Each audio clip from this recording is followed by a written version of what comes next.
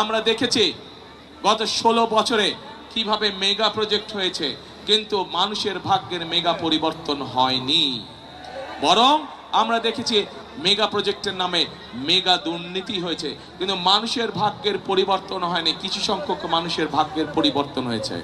প্রিয় ভাই বোনেরা, আজ সময় এসেছে দেশ এবং দেশের মানুষের আমাদেরকে ভাগ্যের পরিবর্তন করতে হবে। এবং সে কারণেই আপনারা নিশ্চয়ই দুদিন আগে দেখেছেন বাংলাদেশ জাতীয়তাবাদী দল বিএনপির পক্ষ থেকে সমগ্র দেশের মানুষের সামনে আমরা আমাদের দলের ম্যানিফেস্টো উপস্থাপন করেছি।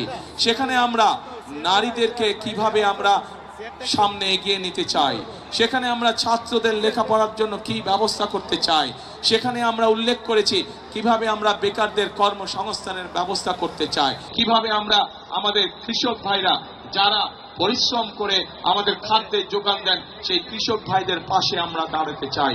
সেখানে আমরা সুন্দরভাবে উল্লেখ করেছি আপনাদের এলাকার সন্তান আমিনুল যেমন একজন প্রফেশনাল খেলোয়াড়, শুধু আমিনুল একা কেন হবে, আমিনুল মতানো শত শত আমিনুল কিভাবে আমরা তৈরি করতে পারি দেশে, সেটির উল্লেখ আমরা করেছি। প্রিয় ভাই বোনেরা, এখন প্রিয় ভাই বোনেরা, আমাদের সামনে একটি বিশাল বড় কাজ আছে। 12 তারিখে আমাদেরকে সঠিকভাবে নির্ধারণ করতে হবে, নির্বাচিত করতে হবে যে কাদেরকে দিয়ে আমরা দেশ পরিচালনার দায়িত্ব করব। একই সাথে প্রিয় ভাই বোনেরা, আপনাদের সামনে একটি রাজনৈতিক দল হিসাবে আমরা আমাদের কর্ম পরিকল্পনা উপস্থাপন করেছি। আজকে এই জনসভায় দাঁড়িয়ে আপনাদের সামনে হয়তো আমি আমাদের যে রাজনৈতিক প্রতিপক্ষ তাদের সম্পর্কে হয়তো আমি অনেক কথা বলতে পারতাম, তাদের সম্পর্কে হয়তো আমি অনেক গীবত গাইতে পারতাম, কিন্তু আমি যদি প্রতিপক্ষ সম্পর্কে বা কারো সম্পর্কে যাই বলি না কেন, তাতে কি জনগণের কোনো লাভ হবে? প্রিয় ভাই বোনেরা, জনগণের কোনো লাভ হবে না। আজকে সময় এসেছে, আমরা আন্দোলন করেছি, সংগ্রাম করেছি, আমাদের বহু সহকর্মী সহ অরাজনৈতিক বহু ব্যক্তি বিভিন্নভাবে গত 1 যুগেরও বেশি সময় ধরে নির্যাতিত হয়েছেন, অত্যাচারিত হয়েছেন, নিজেদের জীবন উৎসর্গ করেছেন। আমরা আমাদের সেই মহেন্দ্রক্ষণে উপস্থিত হয়েছি যেখানে আমরা নিজেদের রায় দিয়ে জনগণের সরকার প্রতিষ্ঠিত করতে পারবো। পরবর্তী ধাপ হচ্ছে এই দেশকে পুনর্গঠন করা, এই দেশের মানুষের ভাগ্যের পরিবর্তন করা। এটি হবে আমাদের একমাত্র সামনের লক্ষ্য, এটি হবে আমাদের একমাত্র উদ্দেশ্য। প্রিয় ভাই বোনেরা, সেই জন্য আসুন আজকে ধানের শীষের পক্ষ থেকে, বিএনপির পক্ষ থেকে আমি আপনাদের সামনে হাজির হয়েছি। আজকে আমরা আপনাদের সামনে আমাদের পরিকল্পনাগুলো উপস্থাপন করেছি। আমরা বলেছি যে আমরা আপনাদের সমর্থনে আল্লাহর রহমতে সরকার গঠনে সক্ষম হলে দেশনেত্রী বেগম খালেদা জিয়া যতবার দেশ পরিচালনার সুযোগ পেয়েছিলেন উনি চেষ্টা করেছিলেন, উনি ব্যবস্থাও নিয়েছিলেন এই দেশের নারীরা যাতে শিক্ষিত হতে পারে, এবং সেই জন্যই স্কুল পর্যায় থেকে দ্বাদশ শ্রেণী পর্যন্ত উনি নারীদের শিক্ষা ব্যবস্থা, মেয়েদের শিক্ষা ব্যবস্থা ফ্রি করেছিলেন। প্রিয় ভাই বোনেরা, সমগ্র বাংলাদেশে দেশনেত্রী খালেদা জিয়া সেই পলিসির কারণে লক্ষ কোটি নারী আজ শিক্ষার আলোয় আলোকিত হয়েছে। কিন্তু এই নারীদেরকে আমরা অর্থনৈতিকভাবে স্বাবলম্বী করে গড়ে তুলতে চাই। আজকে বাংলাদেশের টোটাল জনসংখ্যার অর্ধেক হচ্ছে নারী মা বোনেরা আমাদের। তাদেরকে যদি আমরা স্বাবলম্বী করে গড়ে তুলতে না পারি, আমরা যতই পরিকল্পনা গ্রহণ করি কেন না কেন, দেশকে সামনের দিকে নিয়ে যাওয়ার জন্য আমরা কোনো কিছুতেই সফল হতে পারবো না। যে কোনো মূল্যে আমাদের যত পরিকল্পনা আমরা করেছি সেগুলোকে বাস্তবায়নের জন্য, সেগুলোর সুফল যাতে জনগণের ঘরে পৌঁছতে পারে, তার জন্য আমরা দুর্নীতি এবং আইন শৃঙ্খলা রক্ষা যে কোনো মূল্যে জনগণের জন্য, এই দেশের জন্য আমরা নিশ্চিত করব।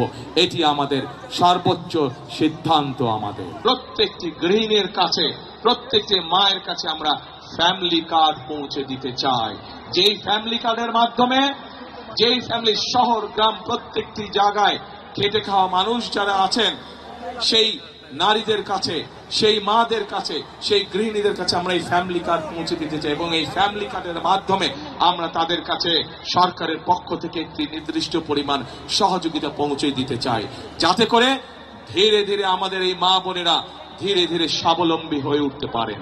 প্রিয় ভাই বোনেরা, আমরা একটু আগে আমি বলেছি যে আমাদের কৃষক যদি ভালো থাকে আমাদের দেশের মানুষ তাহলে ভালো থাকবে, এবং সে কারণে আমরা সিদ্ধান্ত গ্রহণ করেছি যে আমরা সরকার গঠনে ইনশাল্লাহ আপনাদের রহমতে, আপনাদের দয়া, আল্লাহর রহমতে, আপনাদের সমর্থনে 12 তারিখে সরকার গঠনে আমরা সক্ষম হলে আমরা এই কৃষক ভাইদের পাশে দাঁড়াবো এবং মা বোনদের হাতে যেভাবে আমরা ফ্যামিলি কার্ড পৌঁছে দিব, একইভাবে আমরা কৃষক ভাইদের কাছে কৃষি কার্ড নামে একটি কৃষক কার্ড পৌঁছে দিতে চাই, যার মাধ্যমে আমরা সরাসরি কৃষক ভাইদের কাছে তাদের প্রয়োজনীয় শস্য, বীজ, কীটনাশক সকল প্রয়োজনীয় জিনিস যাতে আমরা পৌঁছে দিতে পারি। এখানে বহু ভাই বোন উপস্থিত আছেন যাদের পরিবারের কেউ না কেউ কোনো না কোনো গ্রামে বাস করছেন এবং কৃষি কার্যের সাথে জড়িত আছেন, না এরকম অনেকে বিভিন্নভাবে কৃষি কার্যের সাথে জড়িত।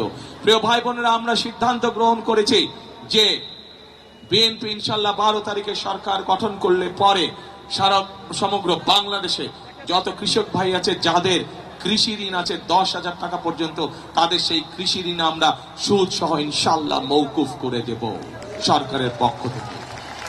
প্রিয় ভাই বোনেরা, এই এলাকায় আপনাদের সন্তান ধানের শীষের প্রার্থী আমিনুল একটু আগে বলেছে, এই এলাকার যারা দুস্থ মানুষ আছেন, খেটে খাওয়া মানুষ যারা আছেন, সেই মানুষগুলোর জন্য হাসপাতালের প্রয়োজন, চিকিৎসার প্রয়োজন। ইনশাল্লাহ ইনশাল্লাহ আজকে আপনাদের সামনে এতটুকু আমি বলে যেতে চাই, আমাদের যেরকম সারা বাংলাদেশের মানুষকে চিকিৎসা দেওয়ার, ঘরে ঘরে চিকিৎসা সুবিধা, বিশেষ করে মা বোনদের জন্য চিকিৎসা পৌঁছে দেওয়ার জন্য যেরকম একটি পরিকল্পনা রয়েছে হেলথ কেয়ার নিযুক্ত করার মাধ্যমে, ঠিক একইভাবে আজকে আমিনুল তার এলাকার মানুষের চিকিৎসার জন্য যেই হাসপাতালের কথা বলেছে, ইনশাল্লাহ বিএনপি সরকার গঠন করলে আমরা সেই হাসপাতাল এখানে তৈরি করব, যাতে করে এই এলাকার মানুষ দূরে যেতে না হয়, তার নিজের এলাকার মধ্যে যাতে করে তারা চিকিৎসা সুবিধা পেতে পারে। প্রিয় ভাই বোনেরা, সমগ্র বাংলাদেশে আমাদের আরেকটি বিরাট সমস্যা রয়ে গিয়েছে। আমাদের বহু তরুণ সমাজের বহু ভাইয়েরা, বহু বোনেরা শিক্ষিত, যুব সমাজের বহু ভাই বোনেরা শিক্ষিত, কিন্তু তারা কর্মসংস্থানের অভাবে রয়েছে, তাদের অনেকেরই কর্মসংস্থান নাই। এবং সেই জন্যই আমরা পরিকল্পনা গ্রহণ করেছি যে বিএনপি আগামী 12 তারিখে ইনশাল্লাহ সরকার গঠন করলে আমরা প্রত্যেকটি জেলায়, এবং স্বাভাবিকভাবে ঢাকা যেহেতু বড় একটি শহর, একটির অধিক আমরা ভোকেশনাল ইনস্টিটিউট তৈরি করব, আমরা ট্রেনিং সেন্টার তৈরি করব, আমরা আইটিতে যারা কাজ করে তাদেরকে বিভিন্ন প্রকার ট্রেনিং এর আমরা ব্যবস্থা করব। আমাদের যে সকল তরুণ সমাজের সদস্য আইটিতে কাজ করেন, সেই ফ্রিল্যান্সিং এর কাজ হোক, ডাটা প্রসেসিং হোক, এই বিষয়ে তাদেরকে আমরা ট্রেনিং দিব যাতে করে তারা কর্মসংস্থানের ব্যবস্থা করতে পারে। একই সাথে ভোকেশনাল ইনস্টিটিউটের মাধ্যমে আমাদের যেসব বেকার তরুণ ভাই বোনেরা আছে তাদেরকে আমরা ট্রেনিং দিব যাতে করে তারা নিজেদের কর্মসংস্থান, ছোট ব্যবসা তৈরি করতে পারে অথবা বিদেশে চাকরি বাকরির ব্যবস্থা করে নিয়ে যেতে পারে। প্রিয় ভাই বোনেরা, বাংলাদেশের বহু মানুষ, প্রায় 1.5 কোটি মানুষ বিদেশে প্রবাসী হিসাবে বসবাস করছে এবং তারা সেখানে কষ্টার্জিত বৈদেশিক মুদ্রা আমাদেরকে দেশে পাঠাচ্ছে যাতে আমরা এই দেশের মানুষের ভাগ্যের পরিবর্তনের জন্য সেগুলো দিয়ে কাজ করতে পারি। আমরা সিদ্ধান্ত গ্রহণ করেছি আমাদের শহর গ্রাম বিভিন্ন জায়গা থেকে যে সকল মানুষেরা বিদেশে আগামীতে চাকরি বাকরি সংস্থানের জন্য বিদেশে যাবেন, আমরা খেয়াল করেছি অনেক সময় অনেক ভাই বোনদেরকে তাদের জমি জমা বিক্রি করে যেতে হয়। আমরা সিদ্ধান্ত গ্রহণ করেছি এই জমি জমা যাতে তাদেরকে বিক্রি করতে না হয়, তাদের যেই চাকরি সংস্থান হবে বিদেশে তার জন্য আমরা সহজ শর্তে স্বল্প ঋণের সুবিধা তাদেরকে দিব, যাতে করে সেই ঋণের সুবিধা দিয়ে তারা যেতে পারেন, যাতে করে তাদের বাপ পিতার পৈতৃক ভিটা যাতে বিক্রি করতে না হয়। এখন প্রিয় ভাই বোনেরা, এই এলাকায় জলবদ্ধতা একটি সমস্যা আছে। এই জলবদ্ধতা সমস্যা এই এলাকায় যেমন আছে, ঠিক একইভাবে সমগ্র বাংলাদেশে এই জলবদ্ধতার সমস্যা আছে এবং সেই জলবদ্ধতা সমস্যার কারণে কৃষকরা যেরকম তাদের ফসলের জন্য প্রয়োজনীয় পানি পায় না, একইভাবে অনেক সময় কৃষকরা তাদের চাষবাস করতেও সমস্যা হয়। সেজন্য আমরা সিদ্ধান্ত গ্রহণ করেছি শহীদ রাষ্ট্রপতি জিয়াউর রহমানের সেই বিখ্যাত খাল খনন কর্মসূচি ইনশাল্লাহ আমরা আবার শুরু করব। সমগ্র বাংলাদেশে আমরা সেই কর্মসূচি শুরু করব এবং সেই কর্মসূচির অংশ হিসাবে ঢাকা মহানগরীতে জলবদ্ধতা দূরকরণের জন্য যতগুলো খাল, যেখানে যেখানে প্রয়োজন খাল খনন প্রয়োজন, ইনশাল্লাহ যত দ্রুত সম্ভব সরকার গঠনের সাথে সাথে আমরা এই কাজের হাত দেব ইনশাল্লাহ, যাতে মানুষ জলবদ্ধতা থেকে রক্ষা পেতে পারে, যাতে মানুষের চলাফেরার কষ্ট না হয়। প্রিয় ভাই বোনেরা, আমরা যত কাজই করি না কেন, দুটো কাজের ব্যাপারে আমাদেরকে অবশ্যই সবচাইতে বেশি জোর দিতে হবে। কি সেই কাজ?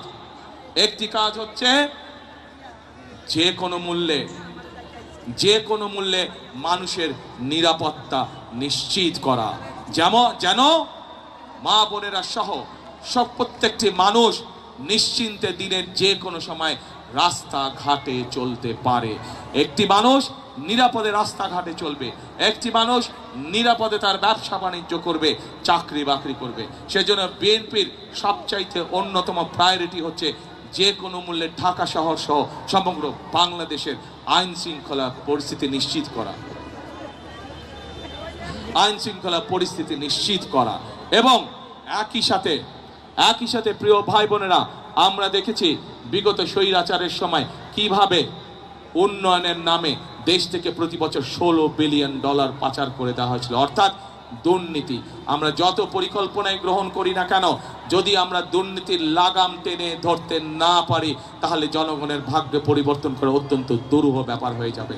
সেজন্য আমরা সিদ্ধান্ত করেছি যে কোনো মূল্যে আমাদের যত পরিকল্পনা আমরা করেছি সেগুলোকে বাস্তবায়নের জন্য, সেগুলোর সুফল যাতে জনগণের ঘরে পৌঁছতে পারে, তার জন্য আমরা দুর্নীতি এবং আইন শৃঙ্খলা রক্ষা যে কোনো মূল্যে জনগণের জন্য, এই দেশের জন্য আমরা নিশ্চিত করব। এটি আমাদের সর্বোচ্চ সিদ্ধান্ত। আমাদের